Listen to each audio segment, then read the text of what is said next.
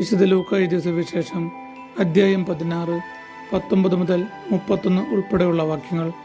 ധനവാനും ലാസറും. ഒരു ധനവാൻ ഉണ്ടായിരുന്നു. അവൻ ചെമ്മന്ന പട്ടും മൃദുല വസ്ത്രങ്ങളും ധരിക്കുകയും എന്നും സുഭിക്ഷമായി ഭക്ഷിച്ച് ആനന്ദിക്കുകയും ചെയ്തിരുന്നു.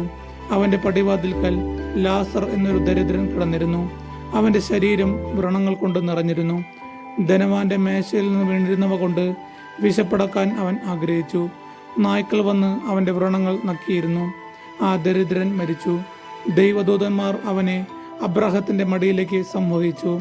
ആ ധനികനും മരിച്ച് അടക്കപ്പെട്ടു. അവൻ നരകത്തിൽ പീഡിപ്പിക്കപ്പെടുമ്പോൾ കണ്ണുകളെ ഉയർത്തി നോക്കി. ദൂരെ അബ്രാഹത്തെയും അവന്റെ മടിയിൽ ലാസറിനെയും കണ്ടു. അവൻ വിളിച്ചു പറഞ്ഞു, പിതാവായ അബ്രാഹമേ, എന്നിൽ കനിയണമേ.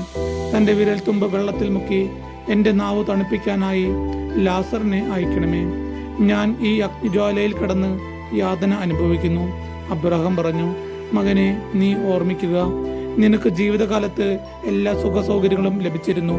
ലാസറിനോ കഷ്ടതകളും. ഇപ്പോൾ അവൻ ഇവിടെ ആനന്ദിക്കുകയും നീ വേദന അനുഭവിക്കുകയും ചെയ്യുന്നു. കൂടാതെ ഞങ്ങൾക്കും നിങ്ങൾക്കും മധ്യേ ഒരു വലിയ ഗർത്തവും സ്ഥാപിക്കപ്പെട്ടിരിക്കുന്നു.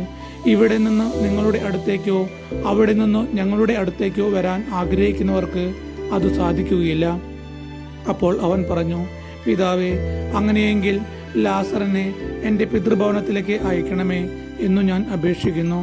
എനിക്ക് 5 സഹോദരന്മാരുണ്ട്. അവരും പീഡകളുടെ ഈ സ്ഥലത്ത് വരാതിരിക്കേണ്ടതിന് അവൻ അവർക്ക് സാക്ഷ്യം നൽകട്ടെ. അബ്രഹാം പറഞ്ഞു, അവർക്ക് മോശയും പ്രവാചകന്മാരും ഉണ്ടല്ലോ, അവരുടെ വാക്കു കേൾക്കട്ടെ. ധനവാൻ പറഞ്ഞു, പിതാവായ അബ്രഹാമേ, അങ്ങനെയല്ല. മരിച്ചവരിൽ നിന്ന് ഒരുവൻ ചെന്ന് പറഞ്ഞാൽ അവർ അനുദപിക്കും. അബ്രാഹാം അവനോട് പറഞ്ഞു, മോശയും പ്രവാചകന്മാരും പറയുന്നത് അവർ കേൾക്കുന്നില്ലെങ്കിൽ മരിച്ചവരിൽ നിന്ന് ഒരുവൻ ഉയർത്താലും അവർക്ക് ബോധ്യമാവുകയില്ല. നമ്മുടെ കർത്താവായ യേശു മിശിഹായ്ക്ക് സ്തുതി.